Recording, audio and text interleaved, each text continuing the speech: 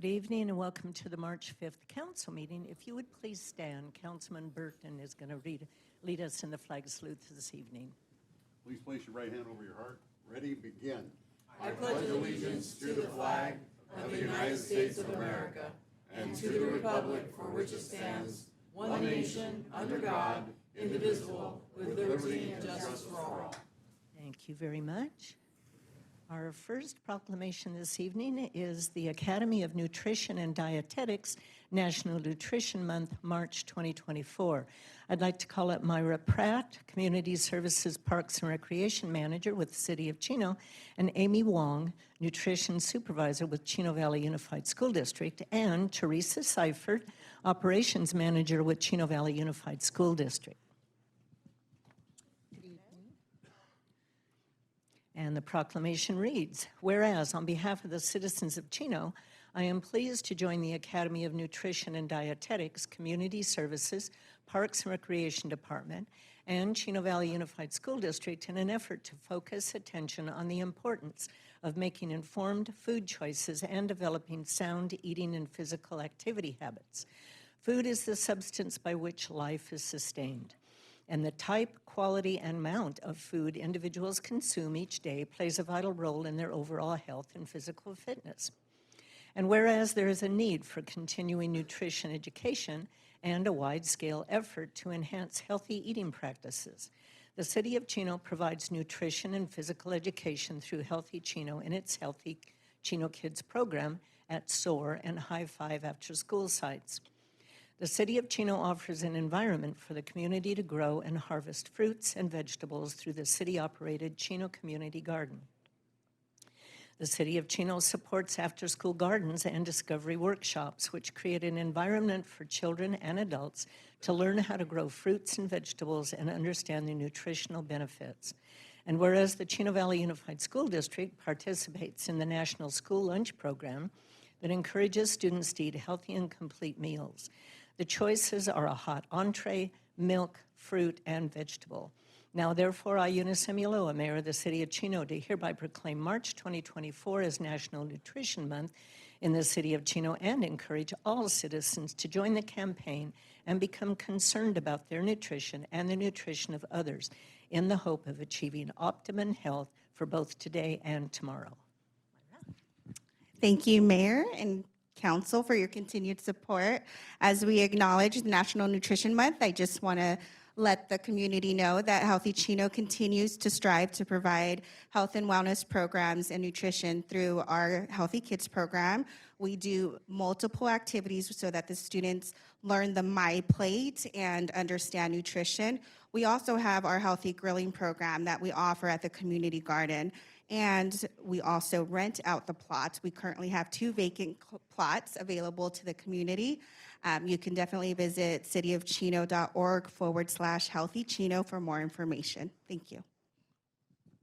Hi, my name is Amy. It's such an honor to be here, represent nutrition services at Chino Valley Unified School District. We are under universal meals. All the students right now are more than welcome to come join us for a free breakfast and lunch each day. We are actually promoting National School Breakfast Week this week, and each year we promote some exciting menu, and this year we are introducing one new items to our students. For example, this morning they just have the little mini pancake bites that our students absolutely love. So please promote our programs, have families to tell their kids, join us for breakfast and lunch, and we provide nutritious meals to each student, and that's what we do.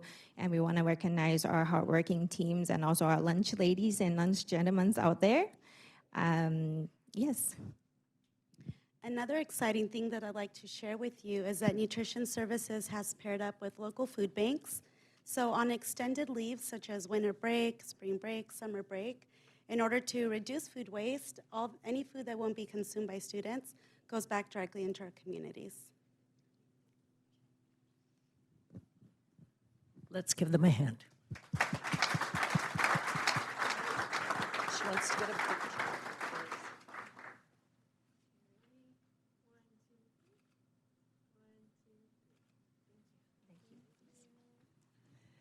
Next, I have a very special presentation for the Business of the Month, March 2024.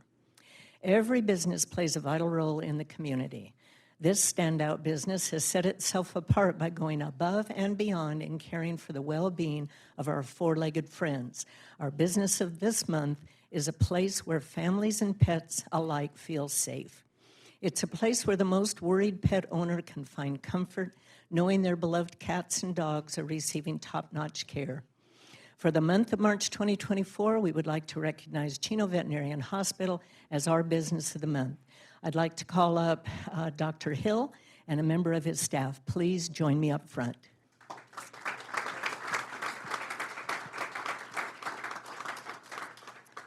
For over 40 years, Chino Veterinarian Hospital has treated beloved pets in Chino and across Southern California.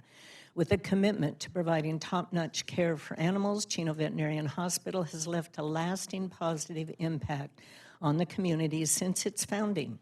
Dr. Robert Hill's journey began with the hospital in 1983, and within a year, he purchased the practice.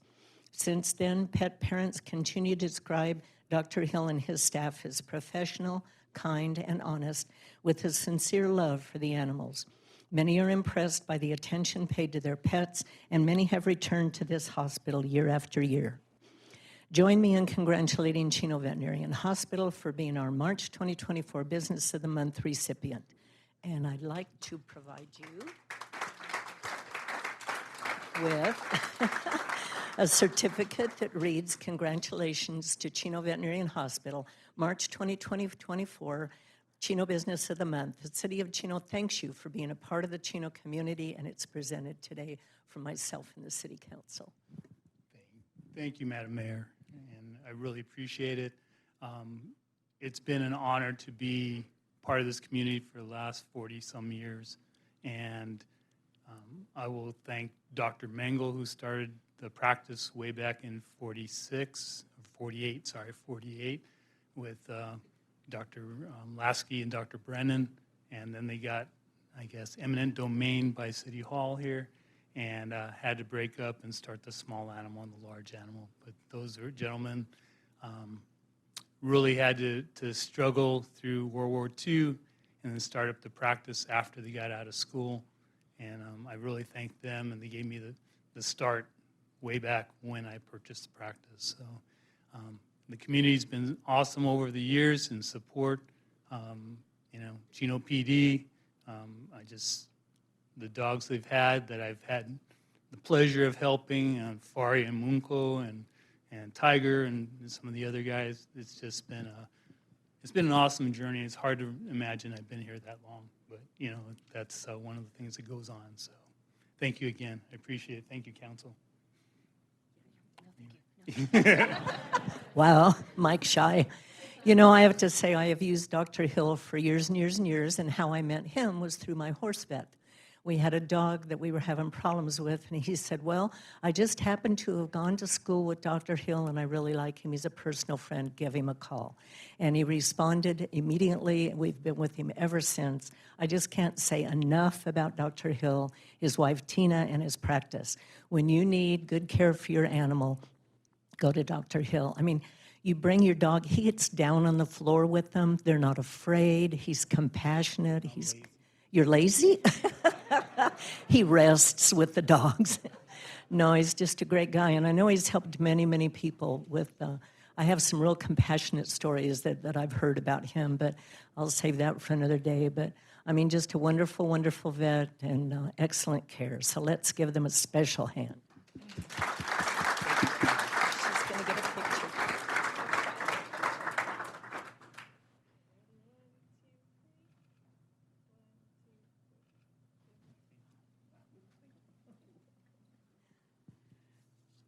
Okay, now we have Mayor's Home Beautification Award. It's awarded to Christopher Lim and Mary Wong of Dublin Drive. Now, they were not able to be here this evening, but their picture will be put up on the monitor, I think, and our pen, pencil set, and sign will be provided to them. Next, we have another special presentation. We have our County Supervisor, Kurt Hagman, who's going to provide us with some very interesting information. Kurt? Thank you.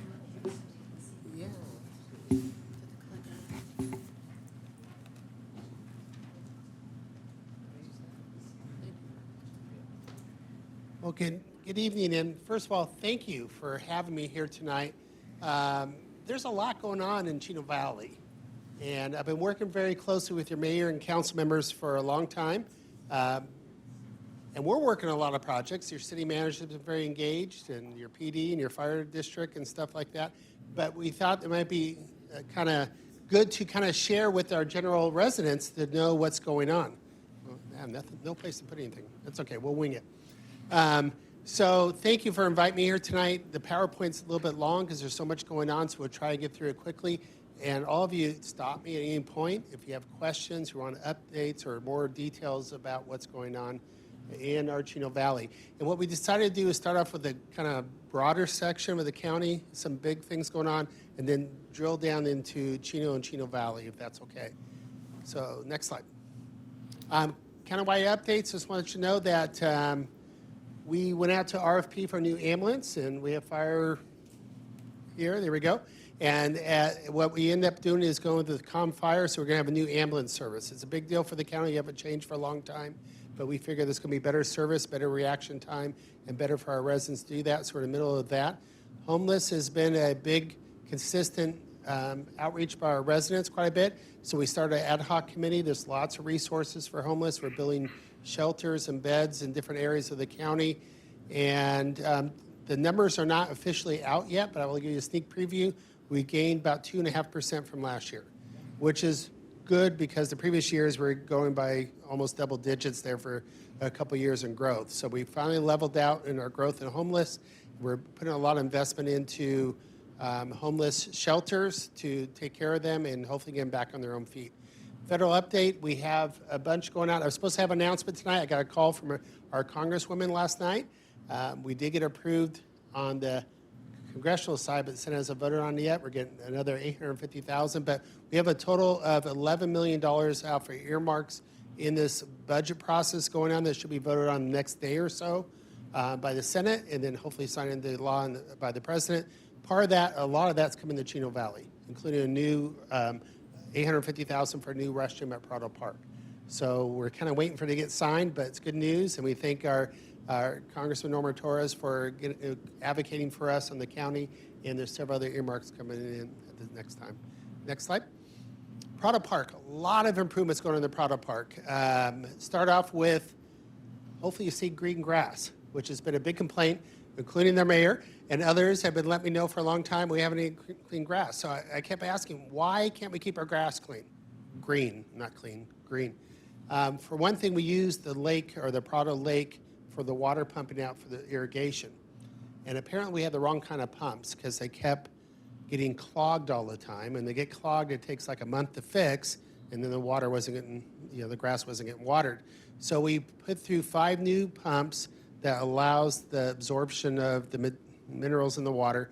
So we should have green grass. It doesn't matter right now because we get a lot of rain, but we also went on gopher patrol. If you ever watch Caddyshack, we have this guy out there every night looking for gophers, and we're trying to get all the holes filled up as well. So hopefully we'll have consistent green grass through the summer and going forward. Next slide. Lots of new projects. We're moving the gatehouse and the monument signs. We're moving the gatehouse in.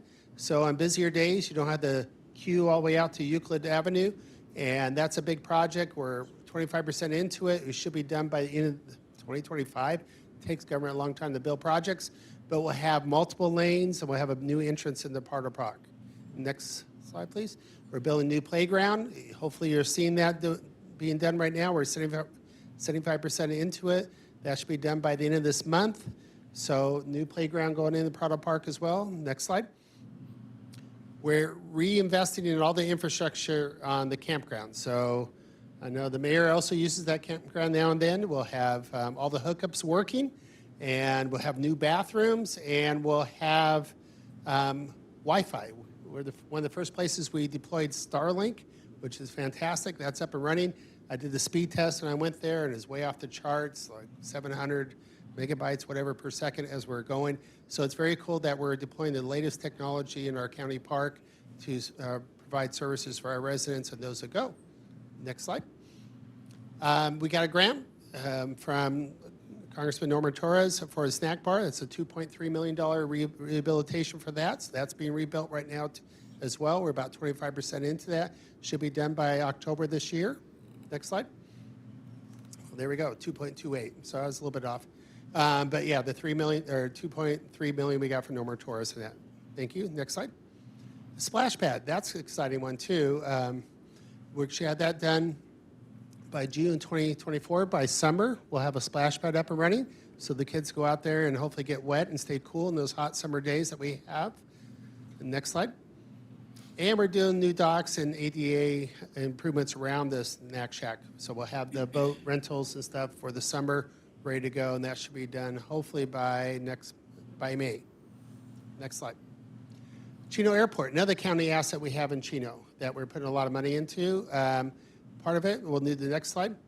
We're starting off with the Kimball Avenue Stormwater Conveyance Project. That was a $1.2 million project to take all that water coming off the hills, and it usually goes on all the streets and stuff like that. We finally have a place for it to go. So that was on the airport that will help bring all those floodwaters in during the busy rains, which we've seen in the last few weeks. Next slide. We also have, well, it's a 100-year storm, so we built a 100-year storm. Next slide. We do lots of Merrill and Kimball Avenue traffic improvements. We just put in extra 2 left turns, or 1 left turn, 1 right, Linda, and I'm not sure what it is on one of those streets. We're doing that right now as well. And we're working on a Chino PD substation and potential helicopter pad, right, as we go forward, as we work toward that. So we're working for all that with our Chino PD. Next slide. And we're doing a fencing and monument signs all around the place. So we were the west half of the airport so far. So it'll be a nice metal fence, new monument signs. One of them is supposed to have a video wall or video advertising for events in it, apparently. So we're working on that as well. So we're trying to make the airport as nice as your neighborhoods around it. Okay, so we're putting a lot of money into it. We will continue to work on that. Next slide. And that goes out next month. I honestly don't know what this slide is. We'll go to the next slide. Oh, Ontario Airport update, because I'm on the Ontario Airport board. So every month, my joy is to get the email from my CEO is, hey, so-and-so airline added a new flight to such and such. So we're adding new flights every month from Ontario Airport. It's growing very rapidly. And I won't read all those things out because I can't see it. But we got like Nashville. We have Honolulu, we have Houston. All these things are in the last year with lots and lots of new flights. So if you're booking trips in the future, please go on the website because every month we're adding 2 or 3 new cities to go to. So it's growing by leaps and bounds, Ontario Airport. Next slide. Frontier just added Portland and Salt Lake City, for example. Next slide. We also have one of the few global entry places you can go. So if you like to travel, and you want to go get the global entry for international travel, you can now go to Ontario versus LAX or Las Vegas. So it's very convenient. It's in our old Terminal 1 building where the international flights are. Sign up and go on in there. Next slide. Around the 4th District. Okay, let's see. Oh, so these are some of the, so let me back up a little bit.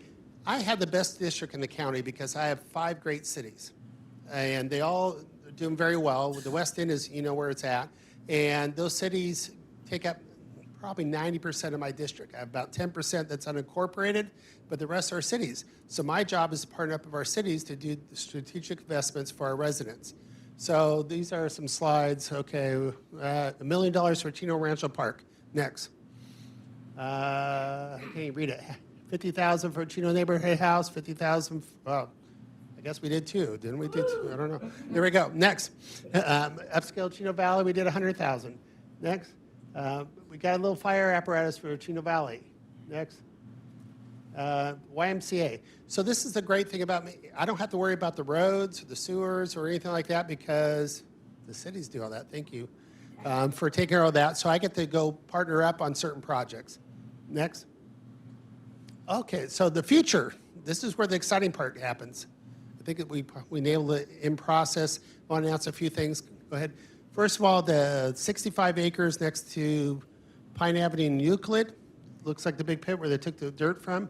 We're going to be getting a lease from Orange County Flood Control for use and programming that property. One of the things we're bringing there, which I would say percentage-wise we're 90% done, is the Live Nation 5 Points Amphitheater. So we should hopefully have some entertainment coming to the Chino Valley here in the future. Next slide. I think it's a picture of that. Yeah, so 5 points. They're bringing back a proposal to us, but we're looking good for that. That'll probably take 15 acres, so we still have another 50 acres to program there. So we're looking for other recreation and other social events to do in that area. But I already talked to some of our choir groups and our band groups that we're going to have access to that for our local community to use on the off concert nights. Next slide. Prosciutto Park, if you know, there was a 1984 Olympics there. We will know for sure in June when the LA City Council votes on it, but no one's going to beat our package. We should have the 2028 Olympics coming to Prosciutto Park, and we're putting $50 or $60 million in that facility for a permanent facility that will host international events like 3 or 4 times a year going forward. Next slide. Okay, we'll get the Olympics there. Okay, next. Thank you. And that was a quick rundown. A lot of things going on. I just want to thank your city staff, your city council. We're really aligned. A couple things weren't mentioned there. We're working on a major sewer project for the incorporated area. I think it's in the $28, $30 million range as well to expand for future incorporation into the city. There's a lot of projects going on. So I appreciate the opportunity to update the city council and our residents. We have a great partnership that keeps going forward, and there's a lot of new things every day. So with that, I'll open up the questions, if anything. Okay, questions or comments? I have a comment, Mayor. Okay, go ahead, Karen. Thank you, Mayor. Supervisor Hagman, I just want to thank you for all your work in the county, but certainly on the West End.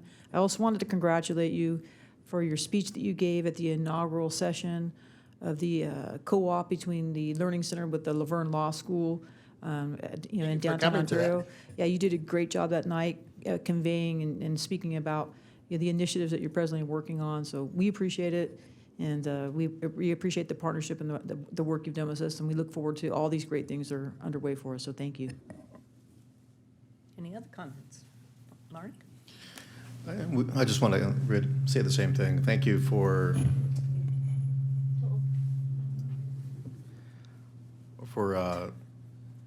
putting some investment here in Chino. We've been long overdue, and obviously the Live Nation is something that a lot of people here in our city and as well as the surrounding cities are looking forward to. If we can make that happen, that would be something that I think everybody would be very, very happy to see occur. I know that you had talked before about the slaughterhouse. Do you still have any plans for the slaughterhouse? Yeah, thank you for the question, and it wasn't on the slides. So with the 2028 Olympic improvement, we already have the slaughterhouse on the list to improve. And so what that would be, there's 3 buildings on there. The newer house would be for this historical society use. The slaughterhouse main family house would be the historical site. The barn is what we're looking for to reinvent, to make probably a restaurant of some sort or a venue for events.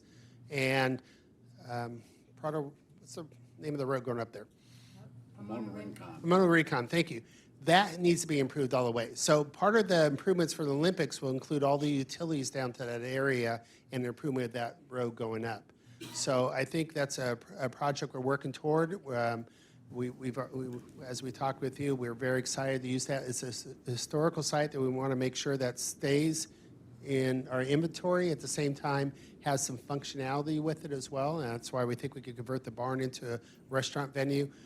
There's Army Corps put this big wall, so you don't see much there, so we're thinking about putting a patio up, so when you sit on that patio outdoors, you can still see the entire valley going from there. So we're excited for that one as well. We have some funds reserved for that project, but it's also tied into all the utilities bringing in from north of Pine south to that area.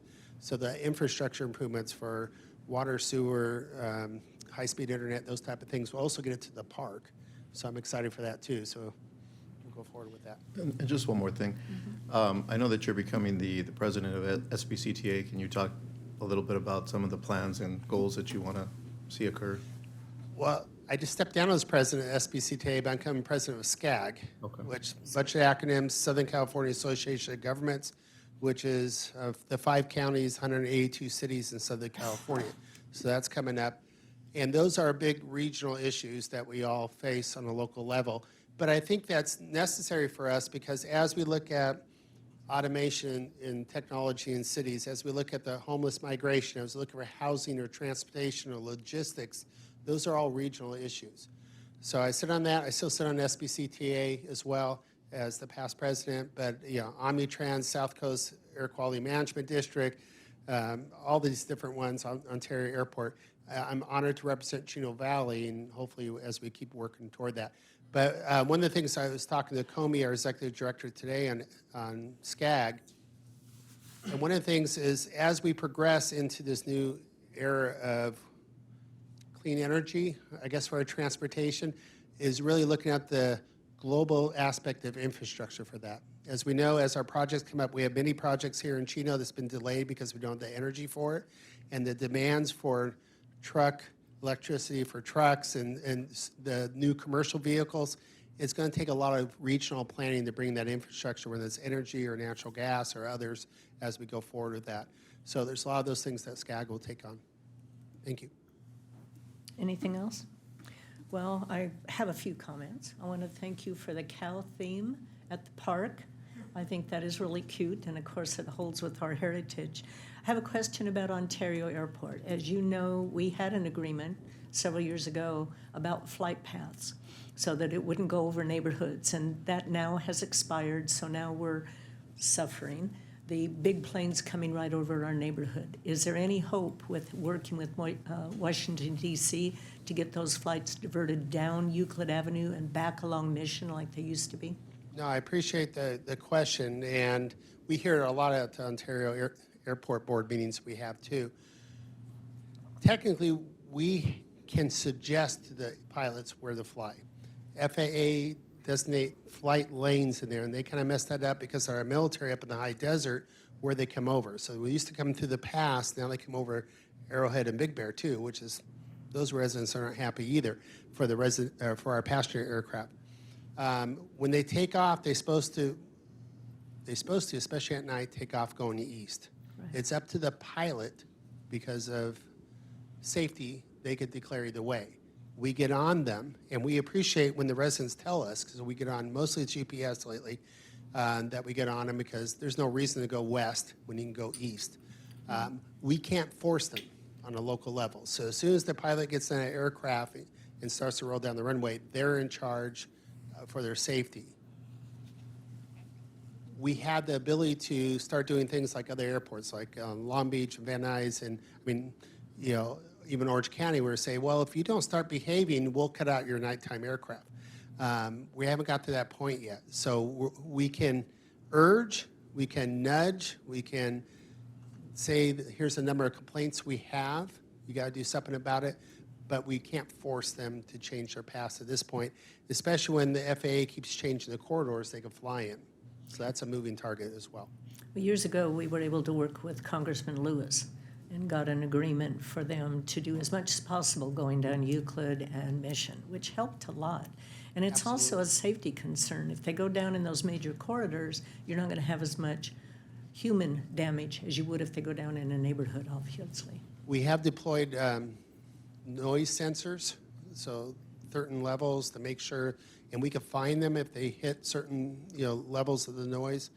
There's no more money for retrofitting houses like there used to be. The federal government gave us money to put soundproof windows and doors and other things in certain areas around the airport. That money expired 10 years ago, and people keep referring to that, but it doesn't exist anymore.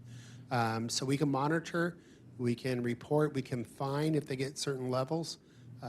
We can't necessarily force them, but we have a good working relationship. We try to get them to do it, and that's why it's important for our residents to let us know. So if they start changing their patterns, we get on them. Okay. Another question regarding where the Live Nation will be.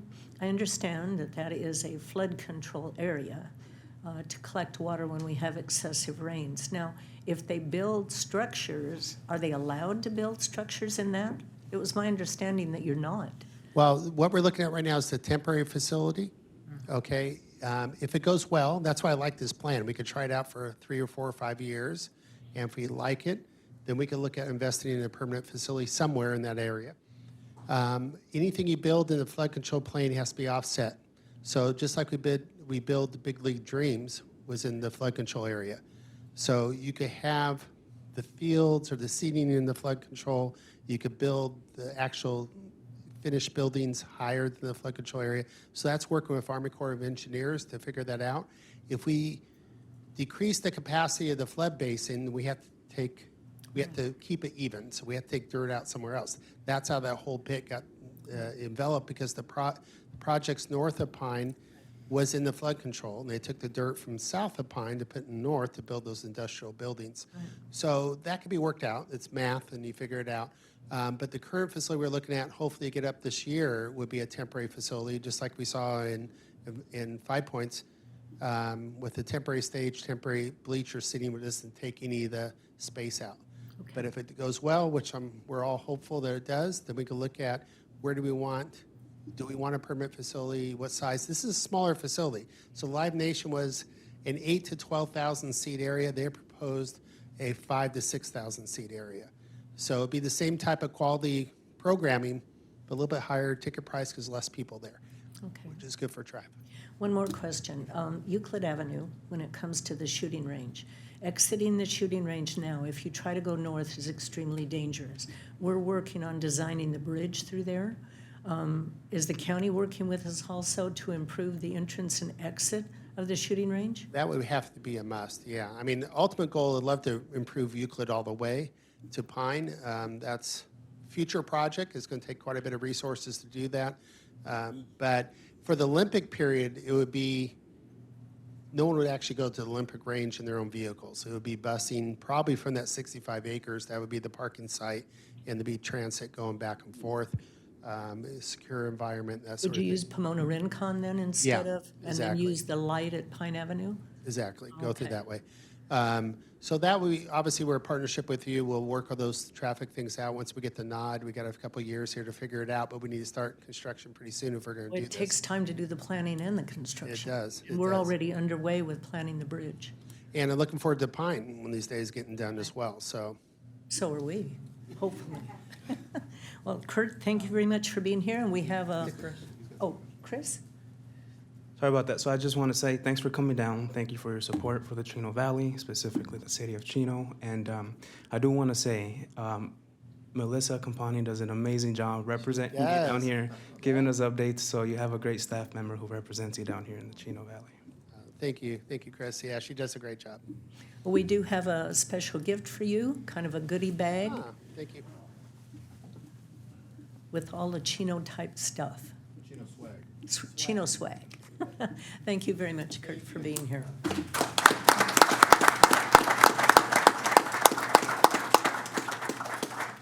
City Manager Wright, do we have any additions or changes in our agenda? No changes, Mayor. Okay, thank you. Under public announcements, first, I would like to remind everyone that our second annual Chino Days Festival is on March 16th from 2 to 8 and March 17th from 11 to 5 at the Chino Civic Center.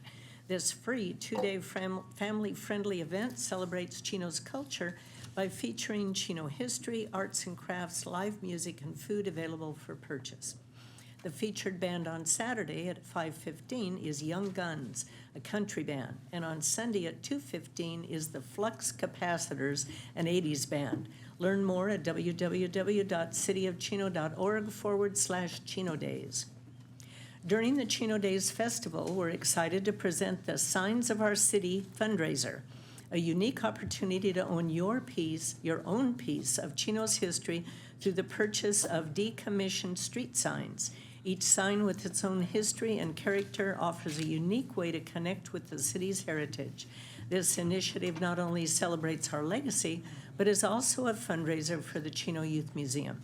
Every purchase directly supports the Chino Youth Museum with a nonprofit organization who provides continued programming, events, exhibits, and classes for children and families across the Chino Valley. The sale would take place during the two-day Chino Days event at the Neighborhood Activity Center. For more information, please visit cityofchino.org/signs of our city. As the City of Chino moves forward with our general plan update, we invite our residents and stakeholders to to participate in the public review and feedback process for the technical background report. This critical document is the foundation of our city's future planning, outlining the key data and insights that will shape our development strategies, land use, transportation, and policy decisions. We encourage you to share your thoughts and feedback on the TBR by visiting cityofchino.org/TBR before the March 15th, 2024 deadline. Your participation is crucial in creating a comprehensive and inclusive plan that reflects the aspirations of our entire community. Next on our agenda is under public communication, and we have one request to speak, that being Chaplain Keith Roby from the Chino Valley Fire District. He's going to lead us in a prayer. All those who would like to join us, please stand. For those who would like to, please bow your heads with me. Heavenly Father, we thank you so much for this gorgeous day and for all your blessings. Lord, we thank you for your continued protection over our community, our first responders, and our city council. And Father, for those that are sick, that are injured, or that have lost loved ones, we pray that you would strengthen them and comfort them in their time of need. Father, for our city council, I pray that they would continue to seek your wisdom and your direction in all the decisions that they make, and that those decisions would continue to glorify and honor your name. We pray this in Jesus' precious name. Amen. Amen. Thank you, Keith. That's the only written request to speak I have this evening. Is there anyone else in the audience that would like to address the council on an item that is not on the agenda?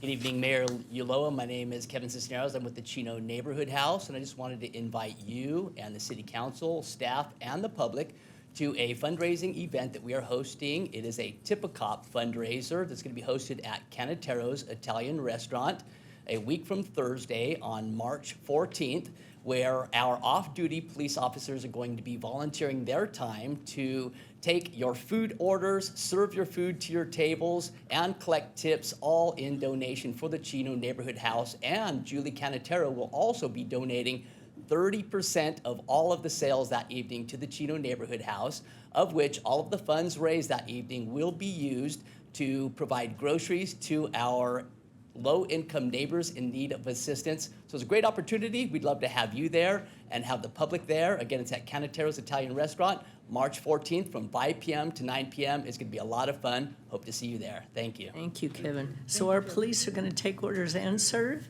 This is going to be fun. Maybe just serve? It's going to be interesting, the orders that are delivered. Anyone else would like to address the council on an item not on the agenda? Yes, sir. Thank you for your great leadership. I've been in the city for like 6 years now. Can you give us your name, please, sir? Your name? Oh, my name is Michael Gales, and I've been in the city for like 6 years, and I'm very proud of the city for doing a great job. And I go around, the cops actually know who I am and everything. The same work what I did in Pomona, that now I'm here to help you guys. And I own a cleaning business, and I want to volunteer my time to Chino City, and anything you guys need me to clean, let me know. Please let me know. I'm a good friend of Mike and Lori, too, and I want to send a shout-out to Chino Police Department. They are doing a great job. I actually talk to them like every other day at the Painted Dough, and what a great day. At the donut shop. They are doing a great job, very professional. Every time I see them, they are very professional, and that's what we need. And like I said, I went down Benson and Riverside. I see a couple potholes there, a couple of them. And one thing about Chino, you guys would get on that. And another thing, there's a light on Riverside and Benson, and it might need the time to be set because it turned green, and within a second, it turned back red. So all the cars gets to be crossing and crossing. I get up early in the morning, and I walk around the city. I drive and everything, and I pay attention to some of the things, what I'm seeing. And another thing, we have kids getting off the bus with the red sign, and cars gets to be passing, gets to be going. And I say, this is not good. This is very dangerous to the public. So if we can get the officer's attention to come on out there and look, and sometimes you just got to give them a ticket. Them tickets are real, real big. Michael, is there a specific place that you've seen that happen with buses? Right across the street from Painted Dough. Oh, okay. The bus park right there. I mean, right across the street, right there by the Arco and Okay. everything. And I'll give you a little background from the city of Pomona. And the same thing I did in Pomona that I want to help you guys out with. All the issues, all the gang meetings and everything I actually attend. And I was the guy who actually calmed the city down in a lot of areas and became good friends with all the council meetings. And I'm here to help. I'm here to help you guys. Anything you need me to help. I took a picture with them too and everything. And got a lot of views on that. And Mayor, you are doing a great job. I stand by your leadership and I submit myself to you guys too. Well, thank and, you. Thank you. Thank you. Thank you very much. And I'm sure the chief has made a note of that, what you've brought up. Yeah, they doing good. Yeah, thank you. Thank you very much. Anyone else would like to address the council on any item that's not on the agenda? Okay, seeing none, we'll move on. Under the consent calendar, do any council members wish to have any items pulled? Okay, seeing none, then I would entertain a motion and a second, please.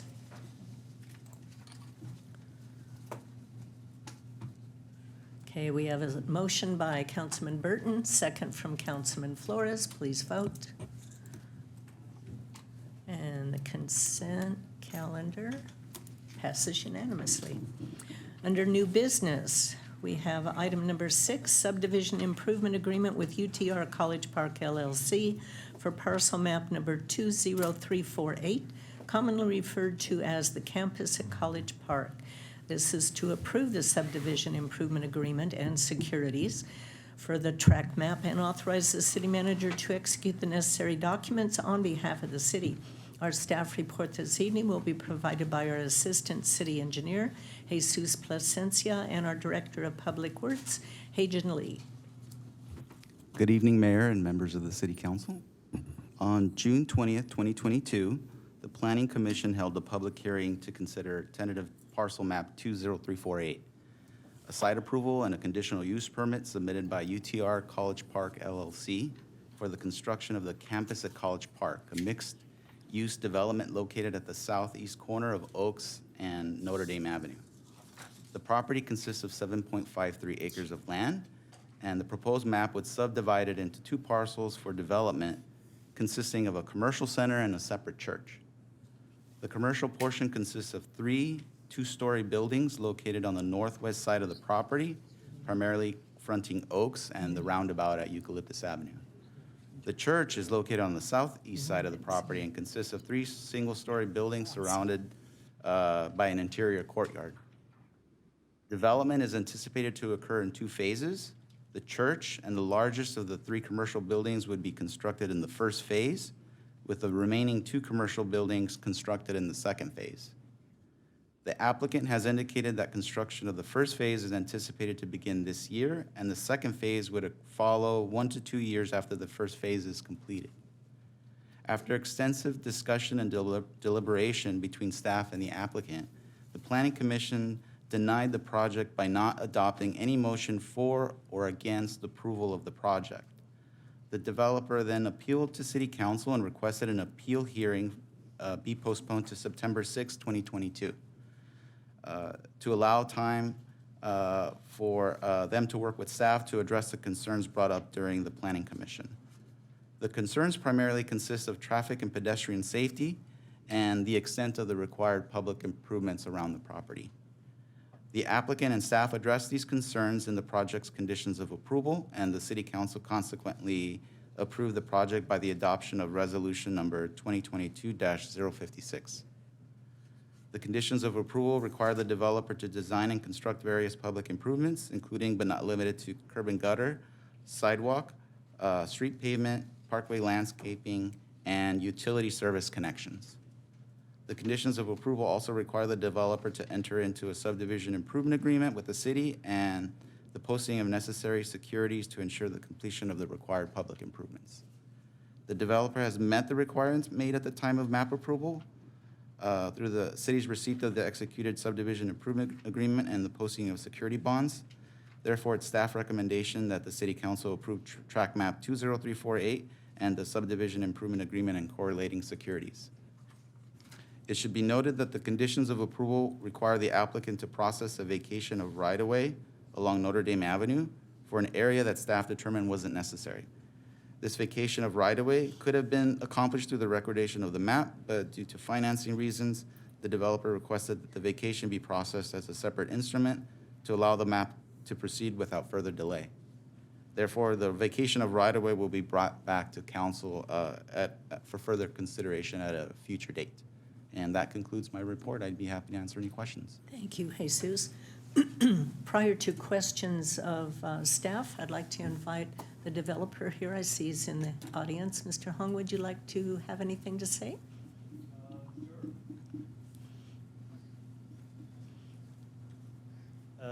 My name is Henry Hong with UTR College Park. Our operating company is HK Ventures. As you guys know, we're developing the site to bring in some food and beverage options for the neighborhood. Everything's going accordingly, but things have been slightly delayed due to things happening in the macro environment, interest rate increases, cost escalations. So we've been working through all of that stuff. And now we're kind of back on track. We're estimated to break ground probably during summer of this year. And the programming for the first phase, and the staff will see the updated plan soon. We're planning a food hall on the ground floor of the commercial building with a co-working space on about half the second floor and another freestanding restaurant on the rest of the second floor. So that should be coming hopefully within the next 12 to 18 months. Terrific. We're excited about this project. Yeah. It's been a long time It's taken a coming. lot of work, yeah, but we're almost there. It's going to be wonderful. Thank you very much. Any questions of Henry while he's here? Okay, thank you very much. Thank Is you. there anyone else in the audience that would like to address this item? Okay, council comments. Curtis? Jesus, can you explain what vacation for the right-of-way is and how long that's going to be? It said something about up to 24 months. Can you explain that? So there's a map that was already recorded, an A-level map for the area that had some right-of-way that was designated for, I believe, a driveway entrance. That isn't going to be part of the design for this project. So that area that encompasses the driveway, the city doesn't need that right-of-way anymore. So we have to go through a process to vacate it. And it involves coming back to city council, I believe a couple of times in accordance with the Streets and Highway Code. We have to do something that's called a summary vacation, I believe. So the developer will need to provide the city with a legal and plat, because there is a document that gets recorded at the end of the process to show the right-of-way that's going to be essentially quit claim by the city, because it's no longer needed. So is there a timeline on this? How that will work in conjunction with the development? So it's something that we would require before the project receives occupancy. Okay, and then I also heard you mention something about the Planning Commission not approving the project originally due to traffic issues out there. However, have all those issues been addressed for the project? I know that the Planning Commission had a lot of concerns out there, which included the roundabout. Have all of them been addressed, and we're going to find solutions to those concerns? We're working on moving forward with a capital improvement project to address the concerns raised as it relates to the traffic circle. And will those be done prior to the opening of the development? I may answer that. The traffic circle improvement, safety improvement is programmed as a part of the CIP, and our city traffic engineer is working on the plans to make sure that the sight distance is improved and ADA accessibility is also addressed. So that plan is also in the works as well. As far as timing is concerned, I know phase one, you had mentioned the church and one of the buildings for the development. As far as timing is concerned, are we going to be able to have all that done prior to the opening of the church and the first phase of the retail? So, go ahead. Good evening, Councilmember. Thank you for the question. So we are currently in the design phase of the roundabout improvements. We expect that process will take the majority of this year, hopefully putting it out to bid before the end of this year. Based on what I'm hearing tonight with the development, it's quite possible that those improvements could be built and constructed and ready for use prior to the development being completed. However, we'll do our best to certainly coordinate that work to make sure that's done that way. But it isn't like either project is conditioned on the other. Thank you. Any other comments or questions? Okay, then I would entertain a motion in a second of approval of item number 6. Motion from Councilman Burton, second from Councilman Flores. Please vote. Item passes unanimously. Item number 7, floodplain management. This is the introduction of ordinance number 2024-005, amending chapter 8.60 of the Chino Municipal Code. This item is to approve amending that code. It's supposed to be read by number and title only and waive further reading of the ordinance. Once again, our staff report will be provided by Jesus Plasencia and Hyjin Lee. Thank you, Mayor. The National Flood Insurance Act of 1968 established the National Flood Insurance Program, or NFIP for short, a federal program that allows property owners and participating communities to purchase insurance against flood losses and in exchange be subject to floodplain management regulations. Chino is one of over 20,000 communities that participate in the program. As a participating community, the city is responsible for ensuring its floodplain management regulations meet the minimum requirements of the NFIP. The city's regulations are found in Chapter 8.60 of the Municipal Code. By law, the Federal Emergency Management Agency, or FEMA for short, cannot offer flood insurance in communities with regulations that don't meet the NFIP minimum requirements.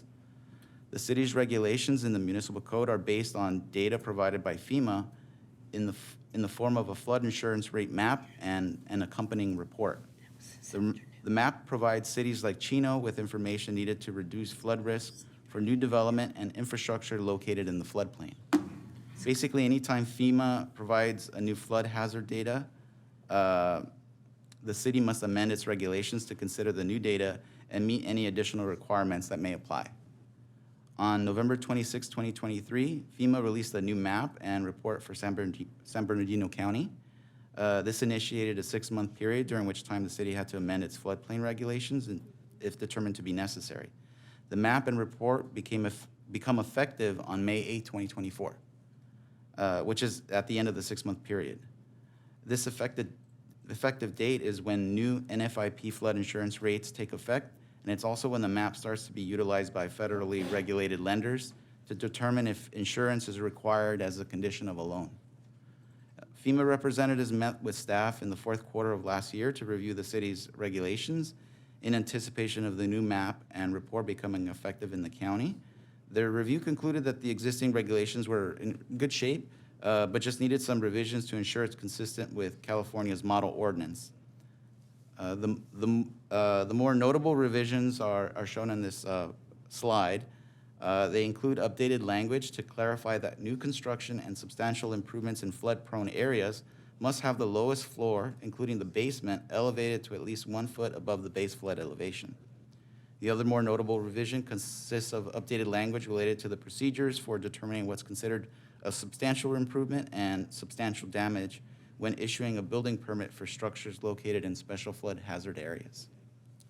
With that, city staff recommends the council approve the introduction of ordinance number 2024-005, amending chapter 8.60 of the city code. That concludes my report. I'd be happy to answer any questions. Thank you, Jesus. Is there anyone in the audience that would like to address the council on this item? Seeing none, any council comments? I have to tell you, I'm sorry, Jesus, but Karen just made a comment that this has got to be the most boring staff report she's ever heard. Jesus, if you have insomnia ever, just pull up with this agenda and start reading. Job well done regardless, Jesus, but yeah, it was a tough one. It wasn't the most exciting update to do either for staff. Oh, my goodness. I do have a question for you.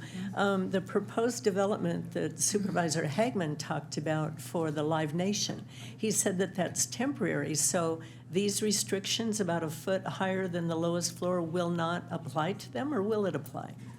It will not apply.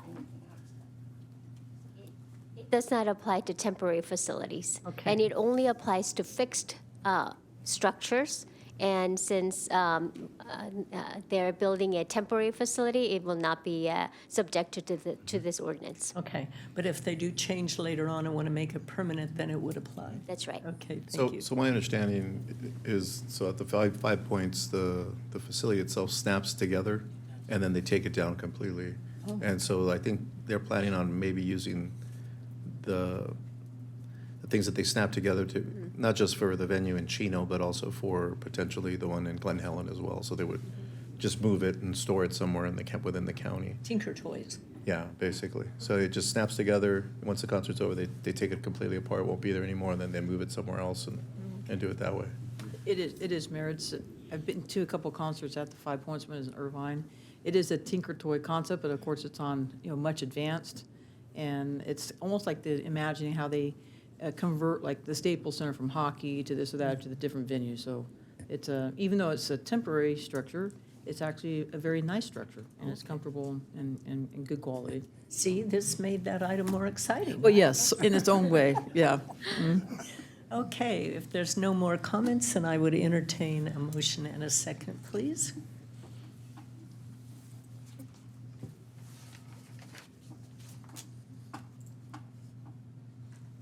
And if I may read the ordinance before. Well, wait, somebody needs to do a second. Fred, you're jumping the gun, just wait a Did minute. that again, sorry. Okay, we have a motion from Councilman Lucio and a second from Mayor Pro Tem.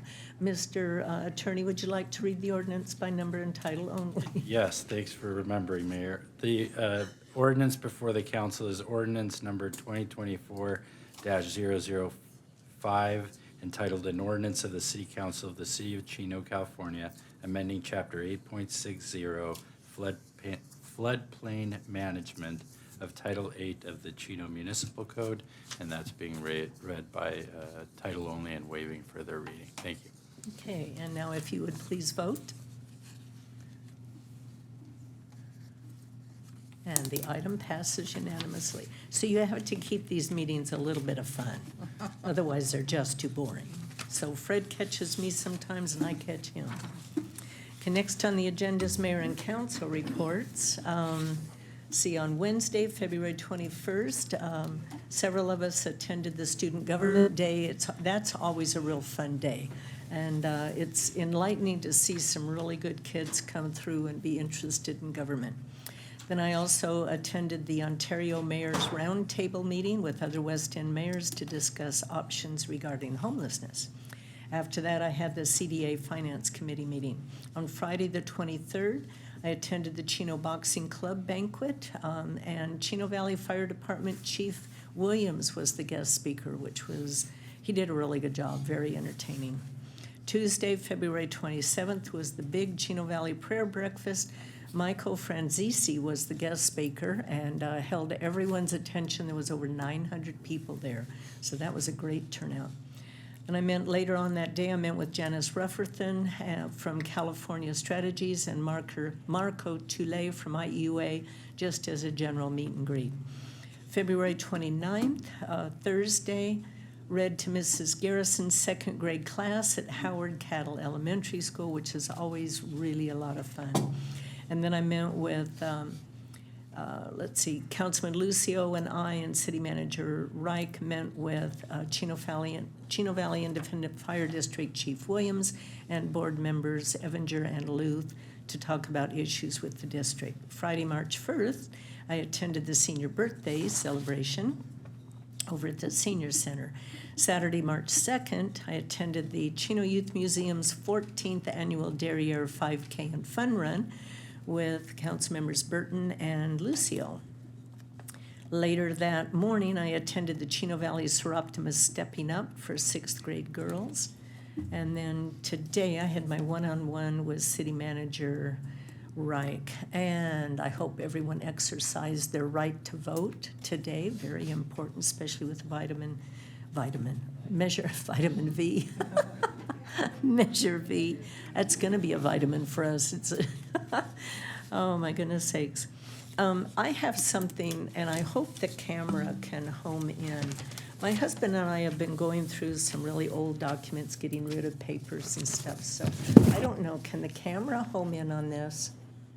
Can you try? Here it comes. This is an article from October 8th, 1993, and it's a picture of Councilman Burton and also Officer Dan Redicek as they were back on duty for doing SRO stuff with the schools. So, Curtis, I'd like to present you with this article. He was quite a young fellow at the time. I showed that to city staff this afternoon, and they took pictures of it so they could so they could remember it. So that was fun. I'd also like to take this opportunity just to make a comment, and that is, you know, there is a disgruntled resident in our community that lost the last election who continues to badmouth the council and make statements that are untrue about what we're planning to do with our future, especially with the Measure V. I hope our citizens are not taking him seriously. He's a disgruntled person, which is really very unfortunate, sore loser, so to speak, and has an axe to grind. This council is not going to use Measure V to redo the Civic Center. We have stated that over and over again. This person just won't give up on that concept. So the purpose of Measure V is exactly as it's stated, for safety, roads, emergency care, exactly the things that we noted in the brochure. It is not going to be used for City Hall. So please do your research before you accept and believe things like that that are out on Facebook, because there's just some people out there that like to spin rumors and don't really care about the truth. Mayor Pro Tem Comstock. Thank you, Mayor. On February 21st through the 23rd, I flew to the city of Fresno to attend the League of California Cities. This is called Cal Cities now. We've rebranded. The annual board meeting was actually in Yosemite. And what I like about this is it reminds me of being a member of Cal Chiefs when I was still working. It's all the League of Cities together, and we're an advocacy group for local control and monitoring legislation that's coming our way. The 4 priorities this year for Cal Cities, statewide, we've all agreed on it, is a lot of the same things you hear us talk about every week. Crime, affordable housing, and just housing in general, homelessness, as well as control of climate change. So those 4 things we've decided up and down the state are the priorities for Cal Cities for local control. And it's always nice to go there and hear about the legislation that is coming our way and unite our voices to take it to Sacramento and help us maintain local control of our communities. The only bummer about that trip, Mayor, was even though I went to Fresno, my luggage went to Colorado on vacation without me. Oh, So by the time I got it back the next day, it was almost time for the conference to be over. So I have never been so happy to see a piece of luggage. On the 26th, I attended my one-on-one meeting, my weekly one-on-one with the city manager here at City Hall. And later that same evening, I attended the Community Services Commission meeting here in our council chambers.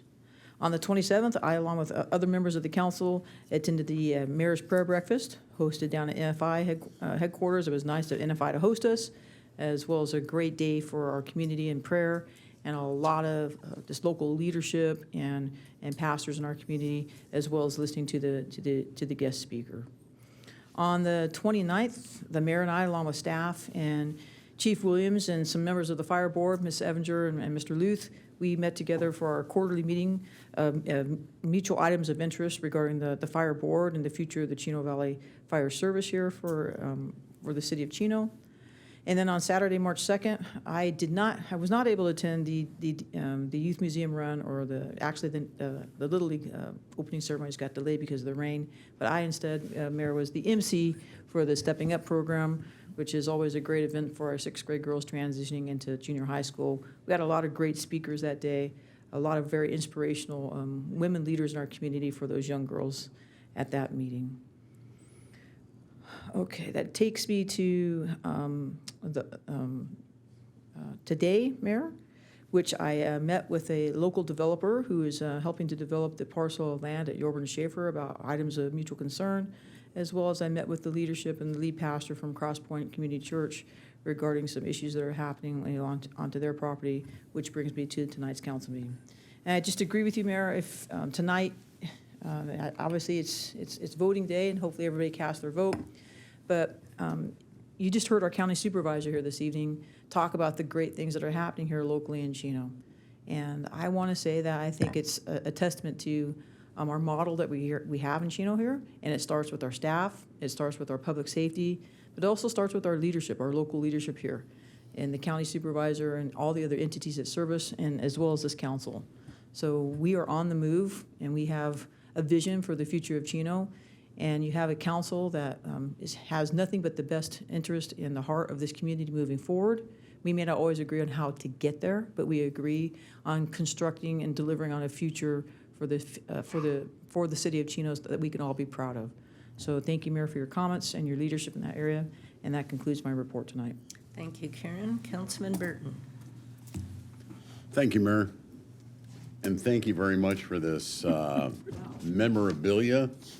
I look at this and I see some dark hair on that young man, and I mean, that was 1993. That was a couple of years ago, but what a great program the School Resource Officer program is, and it's just been very successful in our schools, as the chief continues to mention, and I was very honored, and just what a great time in my career with Chino PD to be the first SRO. So, at any rate, on the 21st, I attended the Planning Commission meeting. February 27th, I also attended the Mayor's Prayer Breakfast. I believe, Mayor, wasn't there about 1,000 people there or close to it? She said there was a little over 900. A lot of people there. Thank you to Chino Police Department for handling all the traffic control out there that morning. It was rainy, and it was nice to have them out there. And also to NFI for actually hosting the event. We needed a venue large enough to actually be able to house that many people. NFI stepped up, so I appreciate that. I had my weekly meeting with the city manager also on the 27th. And then on the 28th, I met with a community member here in town. On March 1st, I attended the Chino Valley Leadership Collaborative. We actually toured a couple of businesses here in town, Vocker, over on Oaks, NFI, and also Hussman. Three amazing businesses here in the city. On the 2nd, I attended the Derriere 5K run with the mayor and council member Lucio. On the 4th, my weekly meeting with the city manager. On the 5th, today, I attended the Ontario International Airport Roundtable with our assistant city manager, Jackie Melendez. And I'd also like to give a shout out to Captain Nick Murata. Can you stand up, Cap? Today is his birthday. Big round of applause to Captain Murata. 44, baby. Yeah, he just, he doesn't look like he's that old, does he? He doesn't act like that either, yeah. And also, you know, I've got to let you know, folks, we have if you're not familiar with it, we have a YouTube channel here in the city, and it's the City of Chino. Can you remind me what the name is? Linda doesn't know. Nobody remembers. Anyway, it's a local YouTube channel. You can tune in and watch these council meetings live. We actually have somebody I want to give a quick shout out to retired Lieutenant Albert Cheatham, who is watching live right now. We have a lot of people who watch because they can't make it because of illnesses, or they're outside the city and they still have an interest in what goes on here in our government because we're such a special community. And I also like to say happy St. Patty's Day coming up here on the 17th. Yep. Watch that green beer. So, and that concludes my report, Mayor. All righty. Councilman Flores, you have item number 8, which is a community support fund. Yes, thank you, Mayor. Community Support Fund, contribution of $500 to Cub Scout Pack 205 and $500 to the Inland Valley Humane Society to support the cat spay neuter services for feral cats in Chino. So I would definitely would like your support, Council, on that. Okay, we need a motion and a second. Okay, we have a motion from Mayor Pro Tem Comstock, second from Councilman Lucio. Please vote. Item passes unanimously. Rest of your report. Yes, thank you. So on the 21st of February, I attended the Student Government Day here at the council chamber. So thank you for everyone who put that together. Natalie, thank you for hosting another great event. On the 23rd of February, I attended the boxing award banquet, and at that award banquet, I was pretty busy recruiting boxers for our August, for our big August fundraiser. So the goal is to have someone from the fire department jump in, someone from the police department jump in, and I also recruited some correctional officers that day. So we have a warden working on getting a correctional officer. So I'm happy about that. The 26th of February, I attended, I read to some kindergartners over at Howard Caddo Elementary School, and I had a great time there. That was my first time, reading to the kids over there. I got to say, what was pretty ironic was the book they gave me to read. It was a book called Dragons Love Tacos, and I had to question that a little bit, but I tell you, I really like that book. Let's see, on the 27th of February, I attended the Mayor's Prayer Breakfast as well. And again, yes, a huge thank you to NFI. I got to say that day, one of the prayers that one of the pastors, said, Pastor Jack Hibbs, prayed over the building. And that day was the last day that NFI actually had that building. So they're not at that building no more. And, one of his prayers was that, NFI, they didn't really realize it or know it at the time, but when they got that building, they didn't get it for business purposes as they thought they would, and they got it specifically for that Mayor's Prayer Breakfast, and God had his hands on that, so I thought that was pretty powerful. On the 2nd of March, I had a chance to stop by the Seroptimus Stepping Up event as well. Just want to give a huge shout out to Pastor Charlene King for putting all that together, and all the women over at Seroptimist. I will say one, I think, challenge that our Seroptimist Club has is volunteers. So if you're a woman out there and you're looking to get involved and join a group, Seroptimist is the perfect club to get involved with. They can always use some extra help, some extra support, and I'm sure they'd be more than happy to, bring you in and join you to the club. And with that, Mayor, I think, again, happy birthday to Captain Nick Murata. And that concludes my comments. Okay. Councilman Lucio. Since it's 7:15 and the polls close at 8, I'll just, I won't have a report for tonight so that people can go vote. Okay. City Manager Reich, anything this evening? No report. No report tonight, Mayor. Nothing? Okay. City Attorney? Just a quick report. I wanted to speak about this at the last council meeting, but first of all, I appreciate your understanding that I wasn't able to make it. But on the ballot today is Proposition 1, which is the Behavioral Health Services Act, which is probably sounds slightly more exciting than the floodplain management ordinance. But one of the key provisions, in addition to shifting funds from counties to the state, and also raising bond funding, it also has a provision that if any funded projects are provided, so any projects that have these behavioral health funding, they are to be approved by right. So I know we've heard that in various pieces of legislation the state has thrown at us, but this is another one where if they do have those funds and come into a city, they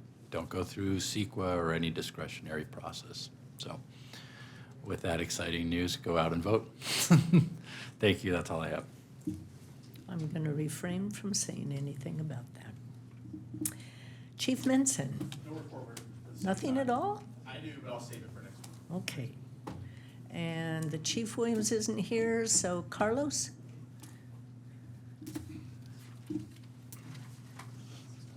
Thank you, Madam Mayor, council, staff, and community members. Mass casualty incidents can strike at any moment, causing chaos, confusion, and profound loss.